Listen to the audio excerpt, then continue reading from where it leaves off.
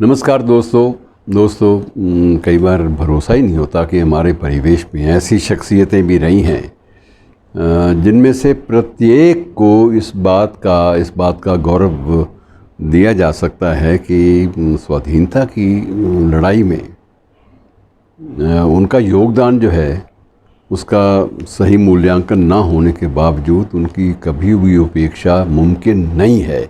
उन्हें आप हाशिए पे धकेल ही नहीं सकते। ऐसी एक शख्सियत है जिनका जन्मदिन इन्हीं दिनों में है और ये जन्म जो हुआ था 136 वर्ष लगभग या 134 वर्ष पहले की बात है। लेकिन बहरहाल उनकी जो भूमिका है वो आज भी लगता है कि रोमांच भरी हुई और उतनी ही रोमांच से भरी हुई जितनी कि नेताजी सुभाष चंद्र बोस की। और ये भूमिका भी एक बोस की है और नाम था रास बिहारी बोस।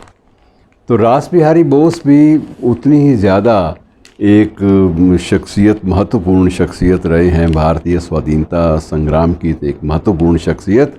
और ये भी कहा जा सकता है कि अगर आज़ाद हिंद फ़ौज की पृष्ठभूमि तैयार किसी शख्स ने की तो वो रास बिहारी बोस ने की थी।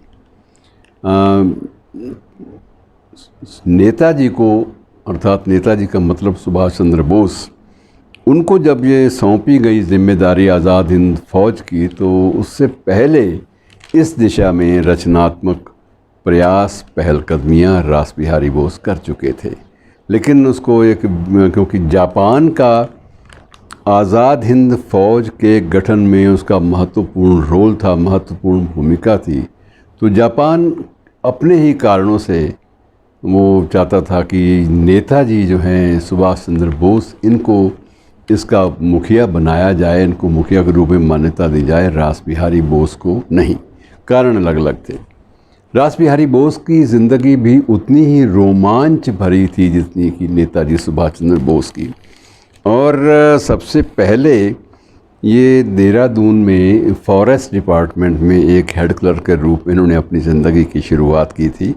और उसी दौरान इनका जो परिचय था वो जतिन मुखर्जी नामक एक क्रांतिकारी से हो गया और उसके माध्यम से ये ऋषि अरविंदो तक पहुंच गए। और अरविंदो क्योंकि दार्शनिक चिंतक तो थे ही, साथ में वो क्रांतिकारी भी थे। दोनों बातें थी उनके जीवन में। उनकी ज़िंदगी बहुत ज़्यादा एक लंबा विषय है, फिर कभी बात अलग से स्वतंत्र रूप से उनके बारे में करेंगे। लेकिन इनका ये था कि रास बिहारी ने अरविंदो का पहले उनके राजनीतिक शिष्य भी बने और साथ साथ उनके जो क्रांति के जो प्राथमिक जो पहले पाठ थे उन्होंने वहीं से प्राप्त किए। और उसके बाद वो धीरे धीरे कुछ पंजाब के प्रमुख जो आर्य समाजी नेता थे इनके संपर्क में भी आए।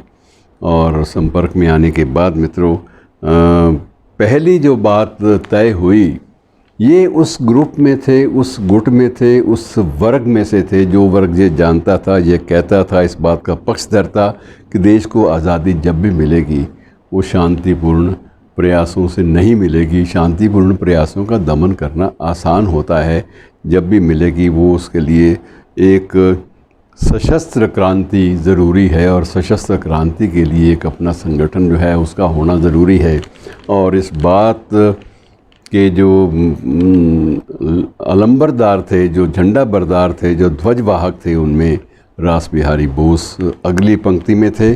और 12 तय ये हुआ पहली बार कि 12 दिसंबर 1911 को दिल्ली में जब वायसराय लॉर्ड हार्डिंग की सवारी निकलेगी तो उस वक्त एक बम विस्फोट जो है वो ज़रूर किया जाएगा।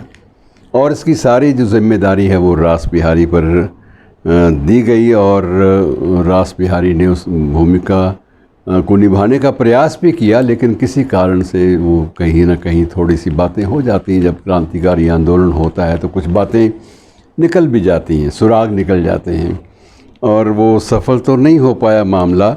लेकिन उसके बाद उन्होंने सोच लिया कि वह सबसे बड़ी बात यह है कि विदेश जाएंगे और वहाँ जाकर वो गठन करेंगे। और गठन के बाद फिर उसके बाद, क्योंकि यहाँ तो संसाधन जुटा पाना संभव नहीं होता और यहाँ सबसे बड़ी बात यह है कि जो ब्रिटिश अधिनायक तंत्र की जो जासूसी की जो संस्थाएं थी वो ज़्यादा सशक्त थी और बड़ी जल्दी पता लग जाता था कि आप क्या कर रहे हैं। तो उस बात का उन्होंने फिर ये निर्णय लिया कि बाहर जाके थोड़ा सा संगठन निकाला जाए। तो उसके बाद वो सबसे पहले एक उन्होंने नाम अपना बदला, नाम रखा राजा पीएन टैगोर, और जून 1915 में वो वहाँ से निकलकर जापान के एक प्रमुख शहर शंघाई, जो बाद में चीन के साथ भी उसका संबंध जोड़ा जाता है, तो वो पहुँच गए, शंघाई पहुँच गए। और शंघाई में उनकी जो ख्याति थी वो एक पत्रकार के रूप में और एक लेखक के रूप में और एक चिंतक के रूप में वो बन गई। लेकिन क्रांतिकारी होने का एहसास किसी को ज़्यादा नहीं मिला। और बाद में उन्होंने टोक्यो में एक होटल भी खोला, एक न्यू एशिया के नाम से एक अखबार भी निकाला।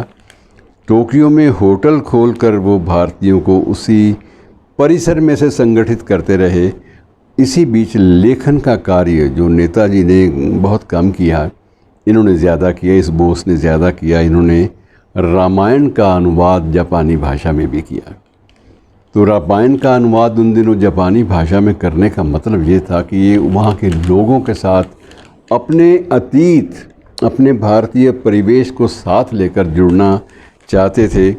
और उसके बाद मित्रों ये सिलसिला चलता रहा और वहाँ पर इन्होंने एक पैन एशियाई संगठन था, उस संगठन के जो संस्थापक थे सोमा आइजो और उनकी पत्नी सोमा कोत्सुको, इन दोनों की एक बेटी थी। बेटी के साथ इन्होंने विवाह भी किया और विवाह करने का एक उद्देश्य ये भी था कि इसी विवाह के आधार पर उन्होंने वहाँ की नागरिकता के लिए आवेदन भी किया और नागरिकता प्राप्त भी कर ली। लेकिन उसके बाद जो चीज़ें थी धीरे धीरे अलग रूप लेती गईं और बाद में इन्होंने स्वयं नेताजी को निमंत्रण दिया कि हम वहाँ बैंकॉक में जो लीग का सम्मेलन करने जा रहे हैं उसमें आप आइए और आप उसकी अध्यक्षता संभालिए।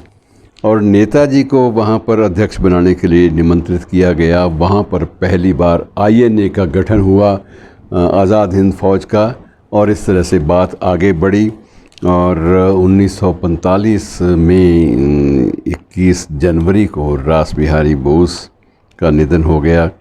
और उनके निधन से पहले एक अच्छी बात ये हुई कि जापान की सरकार ने इन्हें ऑर्डर ऑफ द